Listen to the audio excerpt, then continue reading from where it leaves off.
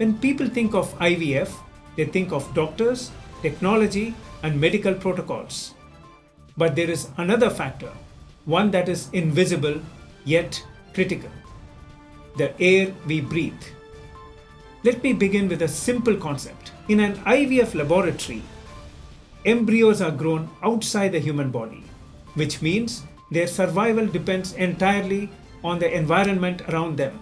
Aire Abu Farha, a clinical embryologist, says this environment must replicate the conditions of the human body with extreme precision.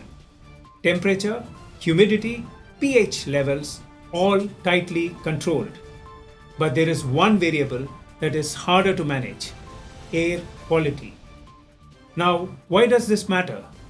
Because embryos are among the most sensitive cellular structures in medicine, and they are highly vulnerable to airborne contaminants. Let me explain. IVF laboratories are exposed to volatile organic compounds, or VOCs. These come from building materials, cleaning agents, laboratory chemicals, even personal care products. Studies show that exposure to these compounds can trigger oxidative stress, damaging cells, fragmenting DNA, and impairing embryo development. Now, this is not just theory. James Webb, a molecular geneticist, says air pollution is a pervasive environmental determinant of health. Pollutants such as PM2.5, nitrogen oxides, ozone, and ultrafine particles have been linked to reduced fertility and poorer IVF outcomes. And here is what makes this significant. The most vulnerable stage of embryo development coincides with epigenetic reprogramming. This is when the embryo's genetic expression is being rewritten.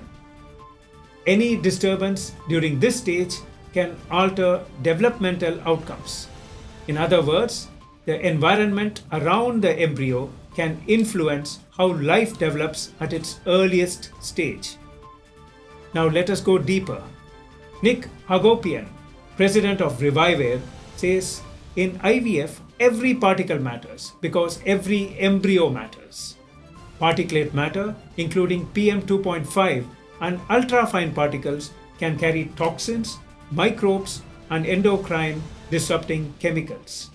When these settle on culture media or laboratory surfaces, they interfere with embryo development.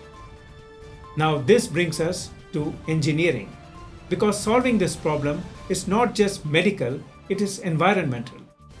Susanna Vidokovic, the Director of Business Development at Hollingsworth & Bose, says air filtration plays a critical role in IVF success. She explains that filtration systems must target particles, gases, VOCs, and microorganisms, and that multi-stage filtration systems with advanced filter media in IVF facilities can significantly improve embryo survival and treatment outcomes. Now let us step back. What does all this mean?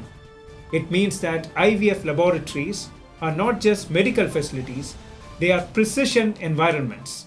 And indoor environmental quality is not just a comfort parameter, it is a clinical variable. Let me say that again. Indoor environmental quality is a clinical variable. Because in IVF, the air is not just air, it is part of the treatment. And perhaps that is a bigger message. The environments we create are shaping outcomes in ways we are only beginning to understand.